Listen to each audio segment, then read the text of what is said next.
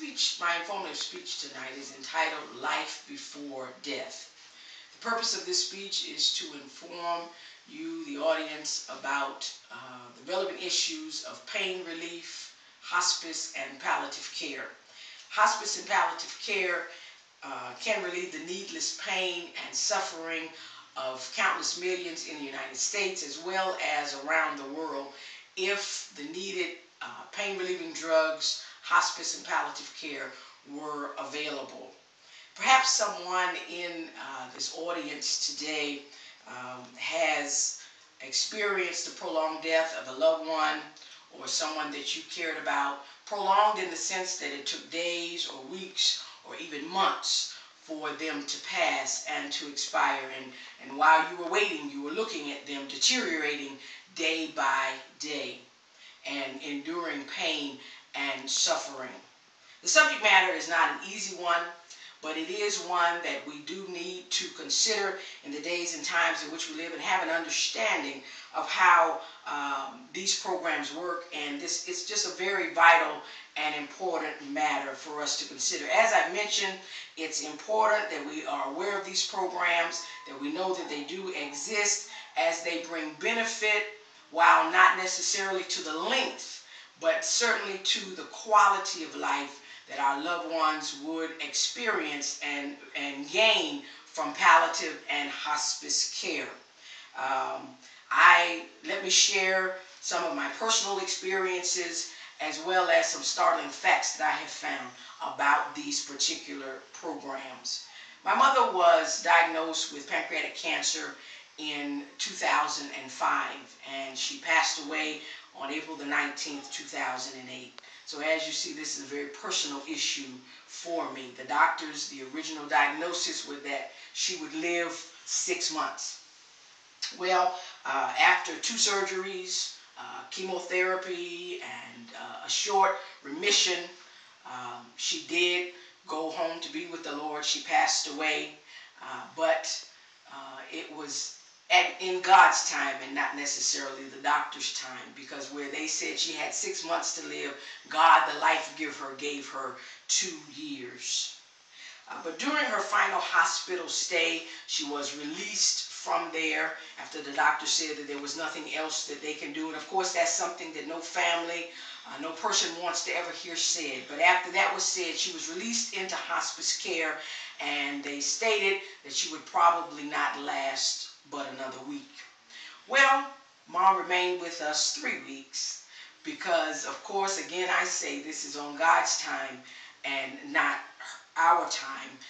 But daily, we watched her deteriorate and endure a lot of suffering and pain.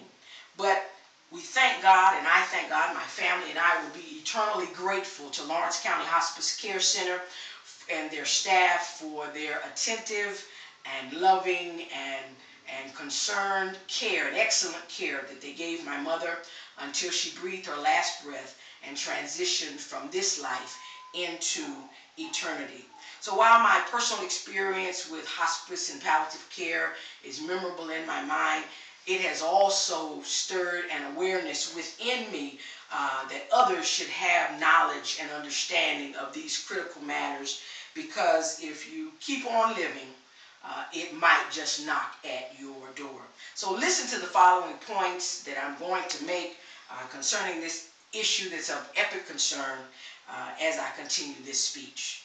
According to the World Health Organization, worldwide millions of people suffer from cancer and other chronic and severe life-limiting conditions. The World Health Organization promotes pain relief and palliative care for these patients and their families as they consider it an urgent humanitarian need.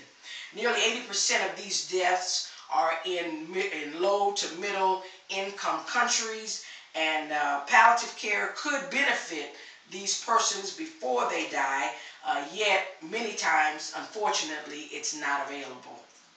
This is a global crisis, and palliative care could relieve the pain and suffering of countless millions if it were available in a lot of these places that it is not. While these facts and figures I've mentioned are eye-opening and startling to us, all hope is not lost because of the valiant efforts of the World Health Organization that I mentioned and several other entities that I'm going to share. Allow me to continue sharing some more information about this vital issue. While these many efforts are being made to educate and to make others aware of this urgent humanitarian need, and still there's room for more to be done. One such event to help educate and inform was the Global Day Against Pain. This event was held on October the 11th, 2004 in Geneva, Switzerland, and it was co-sponsored by the World Health Organization. This event has led to the World Congress on Pain, an event that is this year scheduled on August the 27th through the 31st, and it's going to be held in Milan, Italy. Additionally, an informative short video which I viewed, it's entitled, and it's where I get the title for the speech from tonight, Life Before Death. It's available on YouTube, and this Life Before Death project comprises a feature film, 50 short films, a television documentary, and this feature film will be released for television in early 2012, followed by a further release in late 2012. This project is sponsored in part by another organization that's called the International Association of the Study of Pain, IASP. While all this information that I have shared may not seem relevant to you now, it could become vitally important should, as I mentioned before, chronic or terminal illness knock at your door personally or someone in your family close to you.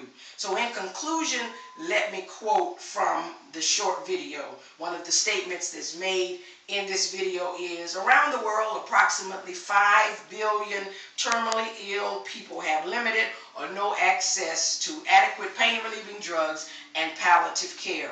This means that these 5 billion people will suffer needlessly before they will eventually die.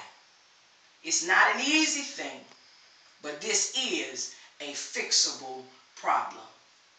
Thank you for your attention.